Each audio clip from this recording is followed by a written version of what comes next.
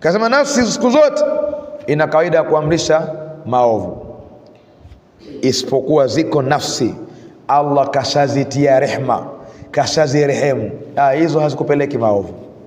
Hiyo daraja hapa Allah anazungumza, kuna daraja, kuna nafsi ammaratun bisui, kuna nafsi iko katika daraja hilo, ni nafsi yenye kuamrisha maovu muda wote na kusukuma kwenye maovu.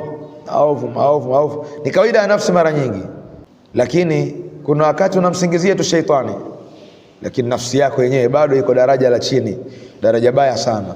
Kuipeleka nafsi ikasogea, dawa yake ni ipi? Dawa na tiba ya kuitengeneza nafsi ikafikia hatua ikageuka kutoka ammaratun bisui ikawa ni nafsi lawama, yenye kujilaumu, kila ikikosea inajilaumu, mutmainna, yenye kutulizana.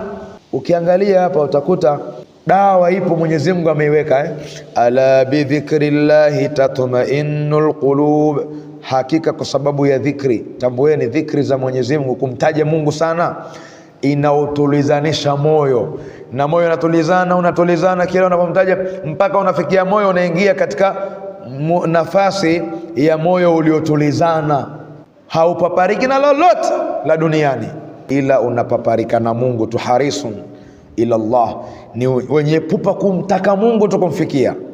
Kwa nafsi zina daraja 7, leo si muda wake, lakini nafsi zina daraja 7, na moja katika daraja ni hii ammaratun bisui, mbaya hiyo. Ikiwa nafsi yako iko huko, itoe huko. Utaitoaje? Shiriki kwenye vikao vya dhikri, kaa sana umtaje Mwenyezi Mungu, utafikia nafasi moyo unabadilika wenyewe. Hautaki matibabu ya hospitali, unataka matibabu ya Mungu hapa, ya moja kwa moja, roho na roho. Ile nafsi inabadilika, unafanya dhikri mpaka inakuwa na nuru nafsi yako, mwili wako unakuwa na hali nyingine. Ukijipeleleza wakati wa mwanzo unaanza kumtaja Allah, unakuwa mtu wa kawaida tu, unataja unajilazimisha tu, lakini kuna wakati we mwenyewe kukikosa kikao kile huwezi tena, kwa sababu nafsi yako ishatoka kule, yenyewe inakwambia nenda kakae umtaje Mungu. Unaumwa hasa kama hujamtaja Mwenyezi Mungu.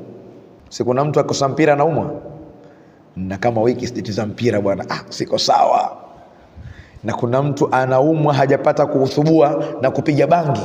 Wallahi kuna watu wanaumwa, kwa nini hawajakaa wakamtaja Mungu angalau saa moja? Anaumwa, mwili unamuuma, akili haifanyi kazi. Hiyo sasa nafsi imeingia daraja jingine.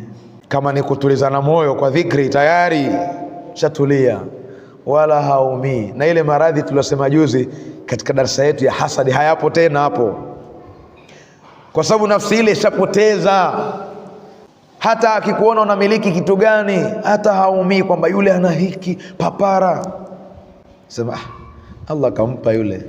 Yani yeye inafika hatua unasema kwani yale peponi si yako mengi? Yani hata dunia hutaki tena. Hatujaambiana kwamba tusitafute dunia jamani, la, sijasema mimi Suleiman, la, ma aqulu dhalik, sijasema hayo. Tafuta dunia yako, nunua, miliki, vaa vizuri, lakini yale unayoyavaa usiweke moyoni kwamba mimi hapa bana ndo nikikosa. Yale unayoyamiliki sema mimi ndo nikikosa, hapana. Chukulia madude tu ya kawaida, watumia nafasi yako ya ulimwengu tu, lakini yale unajiwekea akilini mwako kwamba yale mimi nikayapate kwa Allah, wanawake wazuri nikawapate kwa Mwenyezi Mungu, sishughulike sana. Kwa hiyo Nabiullah Yusuf kaitaja nafsi hiyo, inna nafsa, hakika nafsi, la ammaratun bisui, bila shaka inaamrisha maovu, illa ma rahima rabbi, isipokuwa ile nafsi ambayo imefikia daraja mpaka Mola wangu kashaipa rehma, kashaitoa kule, ameingiza katika nuru. Nafsi hiyo haikusukumi tena. Ukifika saa 8 usiku mwenyewe unaamka, na wakati mwingine unaona unaamshwa tu. Bwana mkubwa toka, aliyekuamsha umjue, unasimama usiku kuswali.